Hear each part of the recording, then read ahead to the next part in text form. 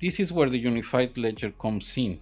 CBDCs and tokenized deposits would appear in separate partitions of the unified ledger. Because they share a common ledger, they can be brought together and used in an efficient way through smart contracts. This would facilitate inclusion and lower transaction costs.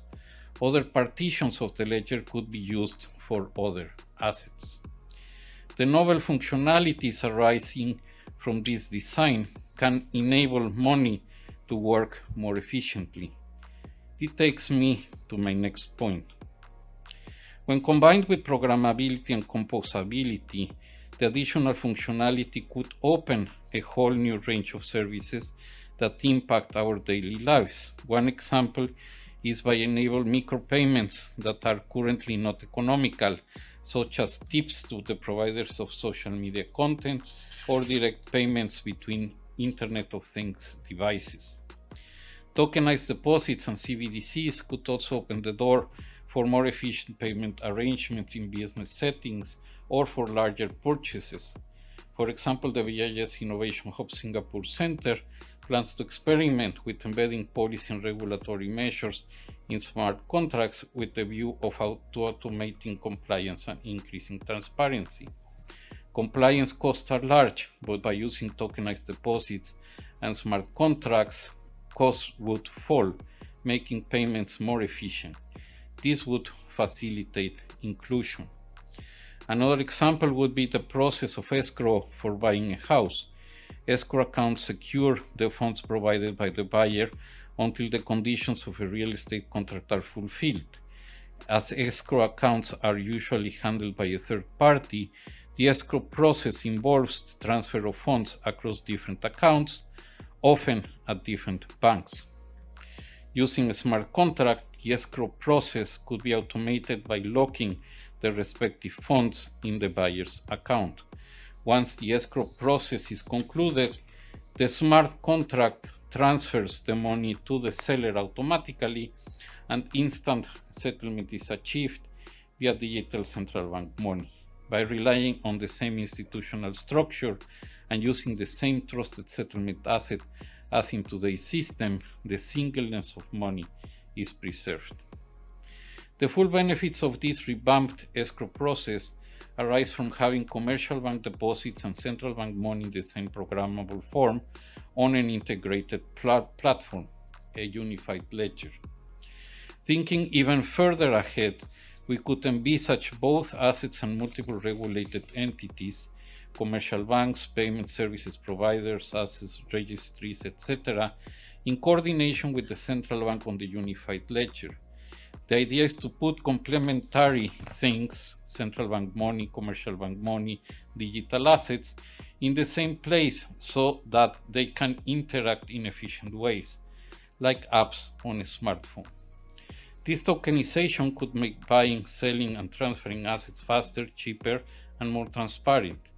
Indeed, it could even make delayed settlements of different assets like bonds, stocks, and foreign exchange a thing of the past. The level of certainty in financial markets would, needless to say, increase markedly. There may be broader economic advantages. As data are recorded on the unified ledger, we can create common and trusted knowledge in a secure and privacy-protecting way. This can open the door for contracts that are not feasible today and which can help individuals and firms to better manage risks. Of course, there are alternative visions of what the future monetary system and digital money could look like. For example, many crypto proponents argue that stablecoins should be in the future of money. But what this view forgets is that what sustains fiat money is not the application of novel technologies, but all the institutional arrangements and social conventions behind it. And it is precisely these arrangements and conventions that make money reliable for the public.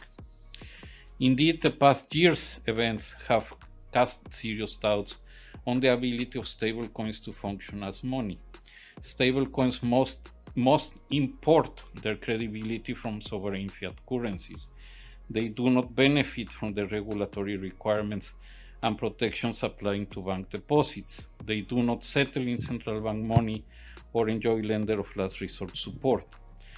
Doesn't this conversation sound familiar? There's only one community in the entire world that has ever talked about a unified ledger that could allow faster buying and selling of assets that's at the same time cheaper. The XRP community. Augustin Carstens from Biz is talking about what Ripple has had for years and now are getting punished for being ahead of the game. Guys, I think it's about time that we all see the truth. The only reason the government went after XRP is because they wanted to catch up and make something similar. I'll bet you the government was in league with some of the established banks such as Biz. There's so much to talk about today. Before that though, let's roll that intro. As always, welcome to Moneyside, your favorite crypto channel. If you're new here, hit that subscribe button and turn on notifications so you get updates when we drop new videos. Don't forget to smash that like button, and you can always leave a comment or a question in the section below. Well, like I say in toward the end of chapter 4, these are all supposed to be some really smart people, and I think it was chapter 2 maybe that was called "Dumb Mistakes by Smart People Can Make You Stupid Rich." Chapter 4, at the end of it, I say that these are some very, very smart PhD economists.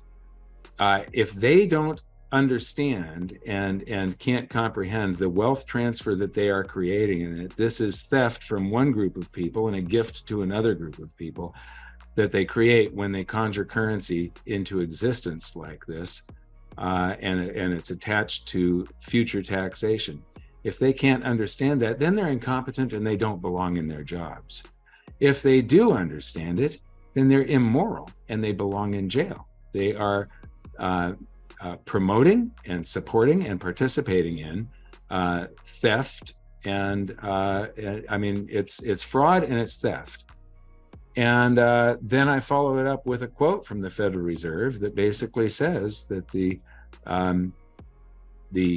when new currency is created, and it's from the 1970s, I think they said this, but the creation of currency imparts purchasing power to the first users and spenders, and it's the holders of currency that are paying for it. Without a doubt, we should lock all these people up. That includes Powell, Gensler, and Yellen. Simply because of their actions, the holders of new currencies end up paying a lot. For instance, why didn't Gary Gensler stop FTX before it ended up causing people to lose billions? I mean, what was Gary thinking when he held private conversations with SBF, while at the same time he didn't look into what the company behind the guy was doing? While on the other hand, the regulatory body went after one of the few legitimate currencies in the business, XRP. It seems that Gary Gensler's priorities are not set straight, or there's someone controlling him and telling him exactly what to do. Now that could explain why the regulatory body has never gone after cryptos, such as Bitcoin and Ethereum. Here's a tweet worth mentioning. The HBAR Foundation tweeted, "We're honored to announce that the former acting comptroller of US OCC and Coinbase CLO, Brian Brooks, has joined our board. Here he will enable us in our mission to accelerate the Hedera ecosystem and establish the trust layer of the internet." On the other hand, RippleNet continues to expand with over 70 countries joining the Ripple team and other world-class partners. The only problem with the US is the fact there's no clear regulation as to how to operate in the crypto space. SEC bringing the case against Ripple was not really just a case about Ripple or about XRP. It's really about the industry and how the SEC is kind of playing offense and attacking the whole industry. 2.5 years ago when this started, I'm not sure everyone fully digested that, and now that is widely understood. This is going to be pivotal for the whole industry, because if the SEC is able to prevail, I think there's a lot of other cases, and some of them just in the last 4 weeks, I think they brought 5 additional enforcement cases. The macro headline for me is this is not a healthy way to regulate an industry. Your regulation through enforcement, as opposed to where we're seeing in other countries where they're doing the work, right? They're codifying, they're creating a framework that allows an industry to grow while protecting consumers. And I think that's really what the US is lagging. And just to wonder why I'm here in Washington is to continue to try to evangelize and educate, here's how these technologies can really benefit consumers, benefit industry.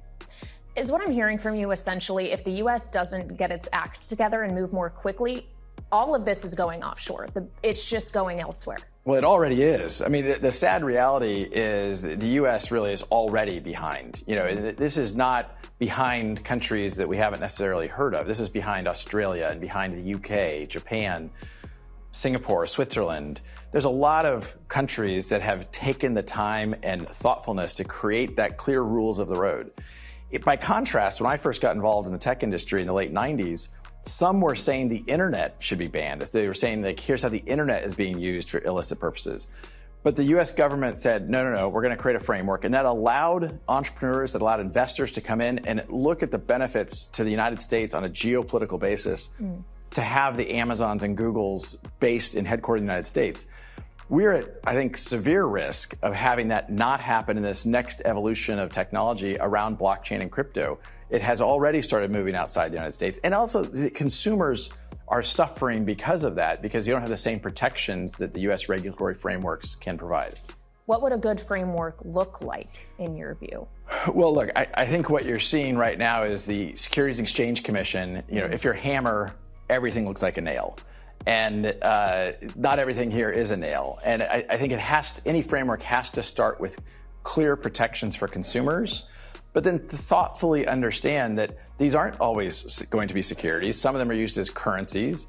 That is, having an efficient process to trade, exchange, move those things would be much harder in a world if they were regulated as securities. As Brad Garlinghouse says, the sad reality is that the U.S. is already behind. If by any chance the U.S. continues operating without clear regulations, most crypto companies will move offshore, and that could be the end of the dollar. We might see people moving to other currencies. We might witness the next phase of currencies where crypto is the reserve currency, and that will push the U.S. economy down. It's time that the United States and the SEC should come up with clear regulations so that we can all finally understand what is a security and what is not. As always, do your own research and always trade safely, guys. Please keep in mind, we're not a licensed financial advisor. All videos on this channel are intended for entertainment purposes only. Let us know what you think in the comments section below, and let's have a conversation. Thank you very much for watching. Don't forget to like this video, and please click on that subscribe button below and turn on notifications so you get informed whenever we post our amazing content. Thanks again, and we'll look forward to seeing you on the next Money Side.